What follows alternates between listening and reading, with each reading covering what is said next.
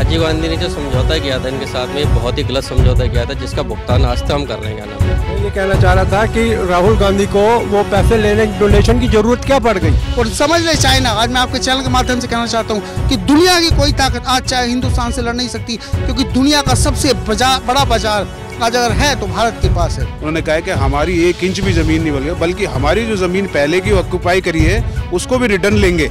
ये आपके माध्यम से बात हमारे तक पहुंची है। भारत को इस बारे में जल्द से जल्द ठोस कदम उठाने की जरूरत है। ये 62 का भारत नहीं है। नमस्कार, आप देख रहे हैं जेबीटी लाइव और मैं हूं आप सभी के साथ कृतिका भटनागर। हाल ही में चाइना और भारत के बीच में तवांग को लेकर काफ़ी कॉन्फ्लिक्ट देखने को मिला, जिसमें दोनों तरफ के जो मुद्दे हैं वे सभी के सामने हैं।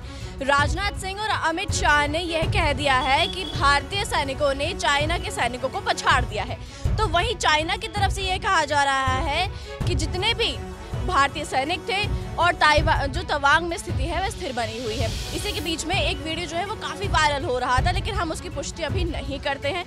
इस पर लोगों की क्या राय है, आइए जानने की कोशिश करते हैं। तो सबसे पहले सर मैं आपसे ये पूछना चाहूँगी कि जो भी भारत और चाइना के बीच में कॉन्फ्लिक्ट है उसके ऊपर आपकी क्या राय है? मैडम, राय तो सिर्फ इतनी सी है कि जो भी चल रहा पहले तो उसे क्लियर किया जाए। हमें किसी भी चैनल ने कभी तक कोई क्लियर बात बताई ही नहीं है। ये आपके माध्यम से बात हमारे तक पहुंची है, या जो भी लोग कह रहे हैं, चाइना मना कर रहा है कि ऐसा कुछ हुआ ही नहीं है, भारत वाले कह रहे हैं कि हमारी फ़ौज ने उनको पिछाड़ दिया। हमें बड़ी खुशी है ये जान के कि भारत की फ़ौज, हम ये मानते हैं कि हमारे सैनिक इस प्रकार के हैं कि वो ये काम कर सकते हैं, मगर कहीं ना कहीं आके सरकार इस बात का पुष्टिकरण तो करे। हमारी कोई भी अथॉरिटीज़, कोई भी एजेंसीज आके इस बात का पुष्टिकरण नहीं कर रही है। हमारा सिर्फ यही मानना है कि ये जो भी हो रहा है ये बिल्कुल खुल के सबके सामने, जनता के सामने लाया जाए। चाइना कहीं ना कहीं जो है वो लगातार भारत में घुसपैठ की कोशिश करता है, तो उस पर आप क्या कहना चाहेंगे? मैडम, ये बात आज से तो नहीं चल रही। 1972 से लेकर आज तक कई बार चाइना ये कोशिश कर चुका, कई बार वो हमारा क्षेत्र ले चुका। भारत को इस बारे में जल्द से जल्द ठोस कदम उठाने की ज़रूरत है। जो विपक्षी दल है वो कहीं ना कहीं बीजेपी की सरकार को घेर रहे हैं कि जो भी अब जो स्थिति बन रही है वो सब पूरी की पूरी जो मोदी सरकार की गलती है, तो आप इस पे क्या कहेंगे? देखो, ये बीजेपी है, कांग्रेस है। कांग्रेस के टाइम पे भी हुआ था, कारगिल अडवाणी जी के टाइम पे हुआ था। तो ये तो हमारी सरकार को सोचना है ना। सरकार हमारा जो भी उठाएगी हम सारा उसका समर्थन करेंगे, और जो हमारे फौजी भाइयों ने करा है वो तो वैसे ही प्रशंसनीय है। देखो, हमारी फ़ौज बहुत बढ़िया काम करती है। चाइना बहुत बार बार हमारी इंडियन टेरिटरी में घुसने की कोशिश करता है, तो उसे मुंह तोड़ जवाब देती है हमारी आर्मी। तो इंडियन आर्मी को सैल्यूट है मेरी तरफ से, वो बहुत अच्छा काम करती हैं। वो चाइना बार बार वॉर के लिए वो करता रहता है, वो उकसाता रहता है, तो इंडियन आर्मी उसका मुंह तोड़ जवाब देती है। तो आपके मुताबिक कहीं ना कहीं जो मोदी सरकार है वो कांग्रेस सरकार से बेहतर प्रदर्शन कर रही है? इसमें बात कांग्रेस बीजेपी की नहीं होनी चाहिए। जो इंडियन आर्मी है उसको सैल्यूट करना चाहिए, वो जो काम करती है बहुत बढ़िया काम करती है। मैडम, आप बार बार एक बात को पूछ रहे हैं कि कांग्रेस बैटर कर रही है, बीजेपी बैटर कर रही है। आप किसी भी तरीके से बीजेपी द्वारा किए गए किसी भी कार्य का या तो पुष्टिकरण लाएं जनता के सामने। कांग्रेस द्वारा किए गए कार्यों को तो आज हम पिछले 15 साल से पीछे चले जाएं तो कांग्रेस किसकी ओर सारे कार्यों का पुष्टिकरण होता था।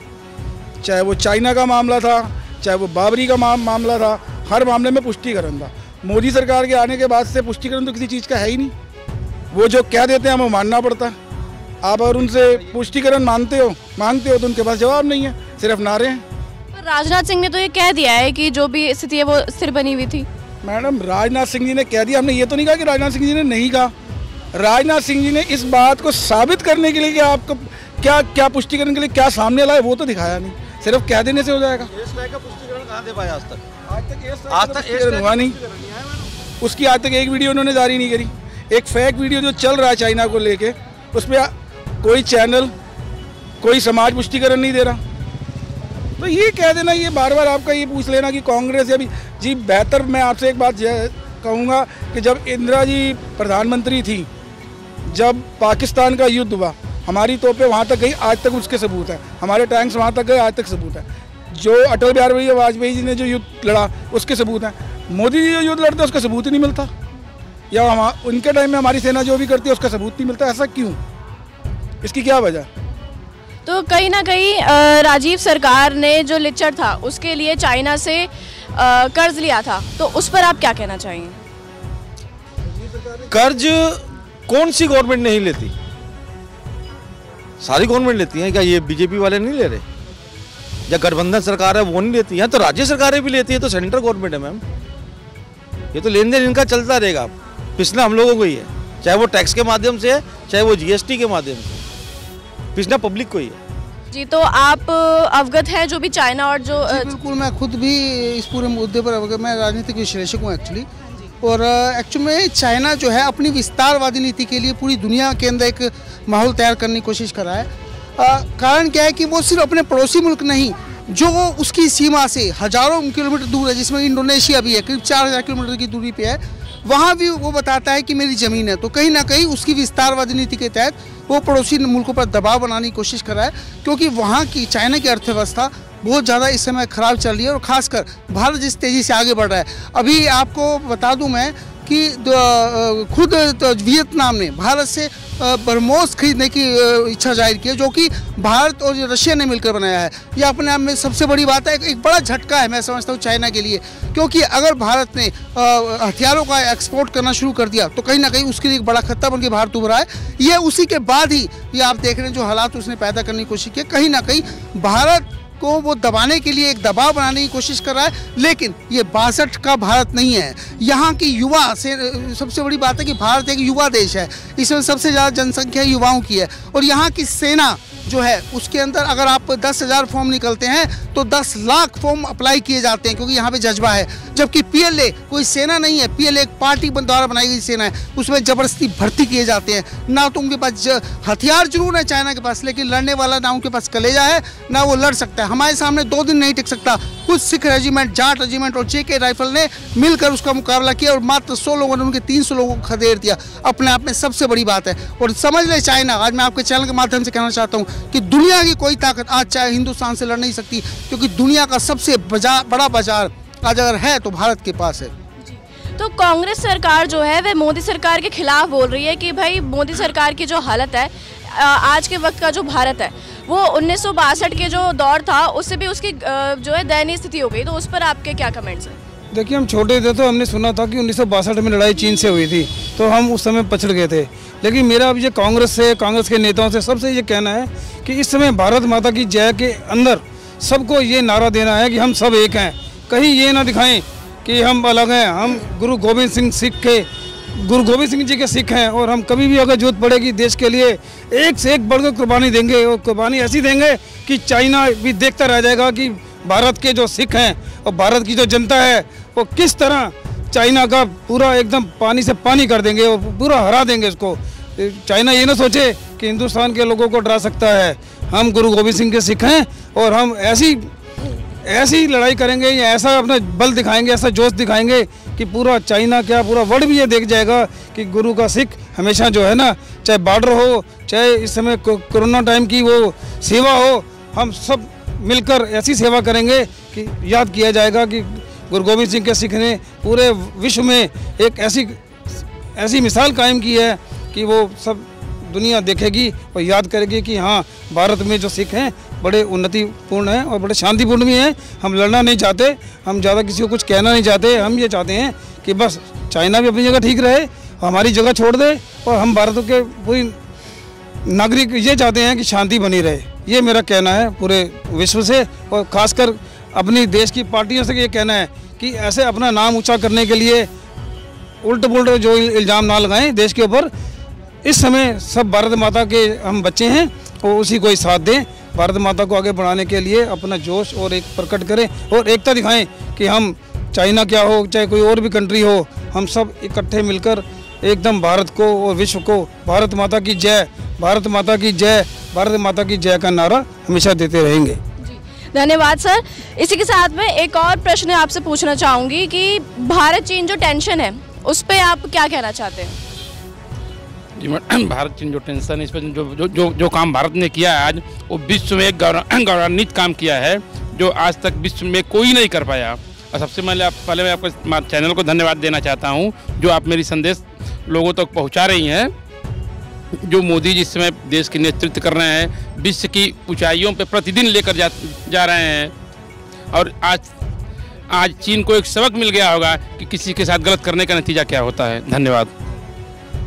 इसी के साथ एक और प्रश्न, जो मोदी सरकार ने जैसे भारतीय सैनिकों का जो प्रदर्शन रहा है, तो उसमें आप क्या कहना चाहेंगे कि भारतीयों ने वाकई में चीन की सेना को पीछे पछाड़ दिया है? जी बिल्कुल, पीछे पछाड़ दिया है, और बल्कि ये संदेश भी दिया है कि कहीं ना कहीं अब वो वाला भारत नहीं रहा कि आप 1 इंच भी, जैसे गृह मंत्री ने बयान दिया है, उन्होंने कहा है कि हमारी 1 इंच भी ज़मीन नहीं बल्कि बल्कि हमारी जो ज़मीन पहले की ऑक्यूपाई करी है उसको भी रिटर्न लेंगे। और अब युवा भारत है, पहले वाला भारत नहीं रहा कि भाई पीछे हटेंगे, अब कदम आगे बढ़ेगा। अगर एक आएगा फायर तो उसके बोला है कि तोप का गोला जाएगा, कहीं ना कहीं एयर स्ट्राइक भी होगा। और युवा भारत है तो युवा की और जैसे सिख भाईजान ने इसने कहा बताया है कि सिख रेजिमेंट और सारे रेजिमेंट हमारे पास है, तो कहीं ना कहीं युवा शक्ति ज़्यादा है हमारे पास। तो अब वो चीज़ नहीं रही कि 1 इंच भी ले लेंगे, बल्कि और जो हमारी गई हुई हैं वो रिटर्न वापस आएंगी। अब मैं ये कहना चाह रहा था कि राहुल गांधी को वो पैसे लेने डोनेशन की ज़रूरत क्या पड़ गई? क्या उनके घर में पैसे की कमी आ गई थी? कोई बरत नहीं रहे थे, घर ठीक नहीं चल रहा था, जो बाहर से डोनेशन लिया भी सही तो फिर अपने किसी मिलने वाले से लेते, बाहर की कंट्री वाले से लोन लेना, ये अपने देश को नीचे दिखाने वाली बात हो गई। तो लिचर समझौते पर जैसे राजीव गांधी ने जो भी नुकसान पहुंचाया भारत को, उस पर आप क्या कहना चाहते हैं? राजीव गांधी ने जो समझौता किया था इनके साथ में, बहुत ही गलत समझौता किया था, जिसका भुगतान आज तक हम कर रहे हैं। क्या नाम है, क्योंकि जो ट्रीटी हुई थी उस टाइम में, तो ट्रीटी बिल्कुल हमारे समझ लो सेना को नीचा दिखाने की ट्रीटी है। तो सबसे पहले हमें इस ट्रीटी को तोड़ना चाहिए, यानी अगर उनकी तरफ से अगर डंडे आ रहे तो हमारे साथ जब गोली आनी चाहिए सीधा, इस ट्रीटी को पहले ख़त्म कर देना चाहिए। और दूसरा, कांग्रेस को ये भी जवाब देना चाहिए कि कांग्रेस का जो सोनिया गांधी और जो राजीव गांधी जब गए थे, किस लिए गए थे वहाँ पे, क्या इनके बीच में क्या डील हुई थी, ये इनको बताना चाहिए आगे देश को। जो काम करता है बुराई उसी की होती है, क्या साधारण सी बात है। कांग्रेस के पास इसके अलावा कोई मुद्दा ही नहीं है घेरने के लिए, तो करेगी क्या? फिलहाल भारत की जनता हमारे देश के प्रधानमंत्री से पूर्णतः खुश है। एक आदमी के नहीं खुश होने से कोई फर्क नहीं पड़ता है देश के ऊपर। देश की इतनी बड़ी जनसंख्या मोदी को पूर्ण रूप से खुश है और उनको आशीर्वाद देना चाहती है और उनसे आशीर्वाद लेना चाहती है कि ऐसे ही काम हमारे देश की प्रगति के लिए करना चाहिए। धन्यवाद। सर, एक बार जाते जाते आप कुछ कहना चाहेंगे? जी बिल्कुल, मैं समझता हूँ आज देश की जनता एक ही सवाल उठा रही है कि जो भी कांग्रेस के समय में चाइना के साथ MOU साइन हुए हैं वो सब खत्म कर देने चाहिए। फिलहाल चाइना, क्योंकि हमारा हिंदुस्तान बहुत बड़ी मंडी है, बहुत बड़ा बाजार है, जहाँ चाइना को न सिर्फ आर्थिक रूप से मजबूती मिलती है, ऐसे में देश का युवा, देश की जनता एक ही बात कहती है कि हमारे सैनिक अब नहीं मरने वाले, अब मारने वाले हैं। अगर चाइना को गलतफहमी है कि इस प्रकार से वो हरकतें करता रहेगा और भारत बार बार सहन करता रहेगा, अब ये भारत वो नहीं है जो 1962 में था। अब देश के लोगों का एक ही जवाब है कि अगर वो नहीं सुधरा तो आने वाले टाइम में उसको हमें लड़ने की भी जरूरत नहीं है। हम अगर आर्थिक रूप से उसको चोट पहुंचा सकते हैं और यहाँ पे पूरी तरह से पाबंदी लगा सकते हैं, तो उसको अपने आप ही भुगतान करना पड़ेगा। और मुझे लगता है इससे बड़ी सजा चाइना को देने के लिए जरूरत नहीं पड़ेगी।